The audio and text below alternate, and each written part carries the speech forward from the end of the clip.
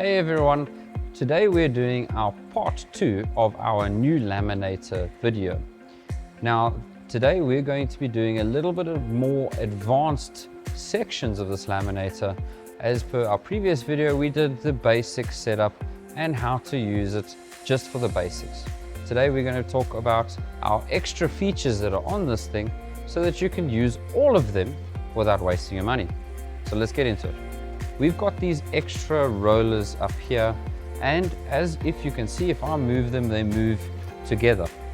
Now the reason for that is so that you can have your lamination roll up here, and when you do separate the lamination from the backing, what happens is your lamination is going to move downwards towards the vinyl, and this backing is going to roll up on this, so you've got no excess paper just flowing off the laminator.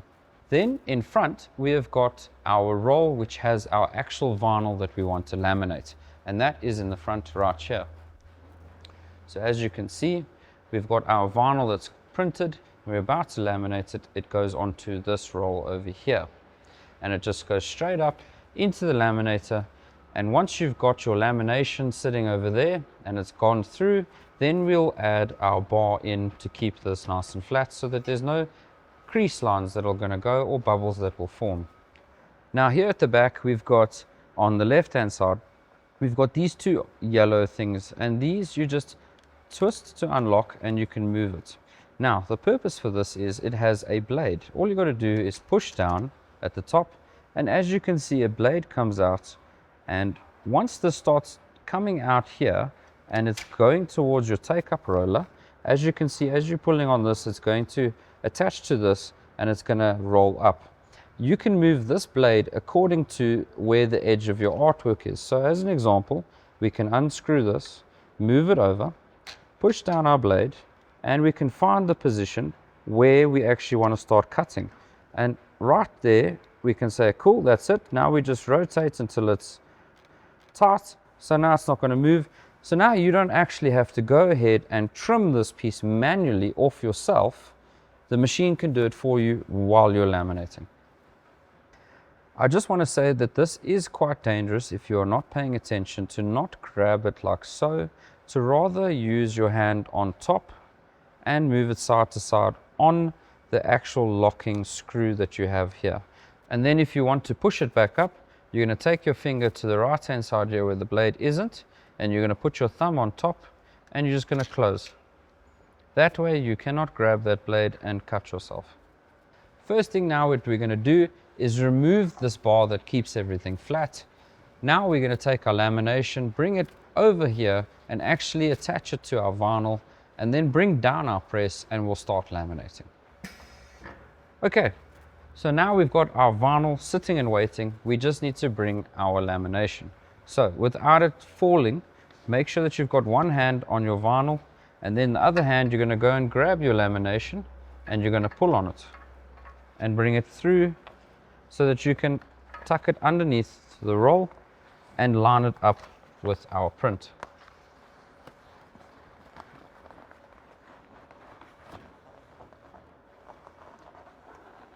And just make sure that you don't have any creases while pushing it through, and just take a little bit extra so that you can line things up. And once you've pushed it through, the next thing we need to do is make sure that this is lined up or just in of our vinyl, and we don't want it too far over so that it's sticking to our rubber roller here. So now that we've got this right, what we're going to do is push our press back down again. Now I'm going to go have a look to see if we've got enough hanging over the edge in front. So now what I need to do is go ahead and peel all the lamination back.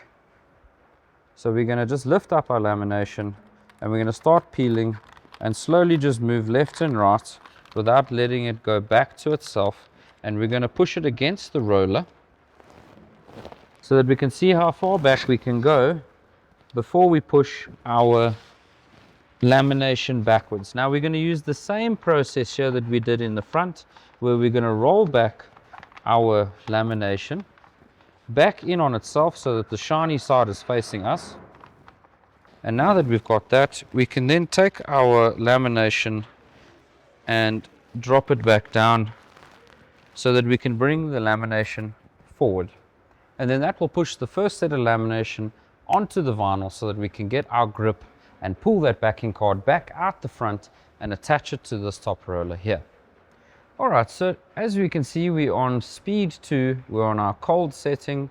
Again, you're only going to use your hot setting if you really need it for outdoor use.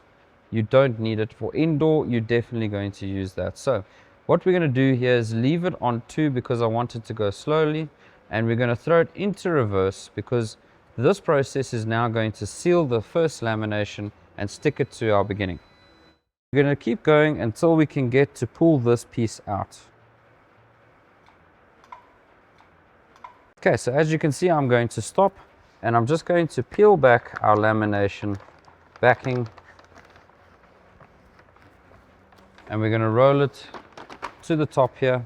And once we've got it to this point, we're going to get a piece of tape and attach it to this roll so that this can just keep being taken up without it flowing onto the floor.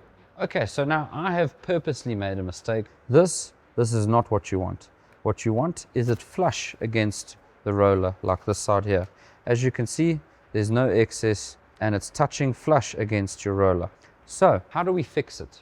Number 1, in the beginning where we had measured out the amount of lamination that we need, we should allow ourselves, if you're doing the advanced way, at least 15 centimeters of blank vinyl with no print, so that you can do a little bit extra so that you don't make this mistake. Whereas if you do it too close to the vinyl and you do this process, you will end up with creases and you'll have a portion of your vinyl where the lamination hasn't successfully worked.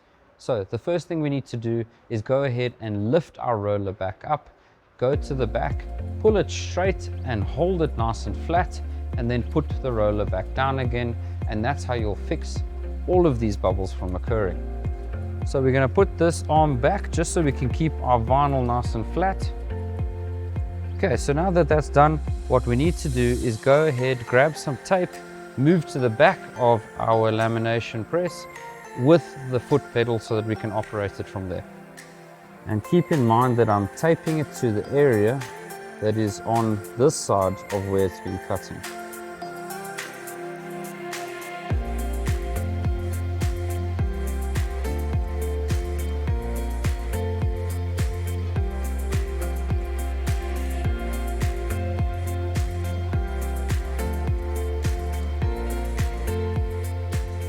Well, there you go, guys. There's the advanced settings of our brand new laminator that we have here. And keep in mind, this is a hot and cold laminator for indoor and outdoor signage. So you've got both worlds here that you can play in and be a step ahead of everyone else. Thank you for watching, and we'll see you in the next one. AI may eventually take over, but what's for certain is that smart machines are already operating all over the world right now. So stay ahead with AM.CO.za. For 11 years, they've been the leader in CNC and printing machines like CNC routers, large format printers, vinyl cutters, laser cutters, plasma cutters, DTF printers, and many more. Visit am.co.za showrooms in Sunny Rock, Joburg, and Montague Gardens, Cape Town, or WhatsApp hi to 060 600 6000 for more info. am.co.za, achievement matters.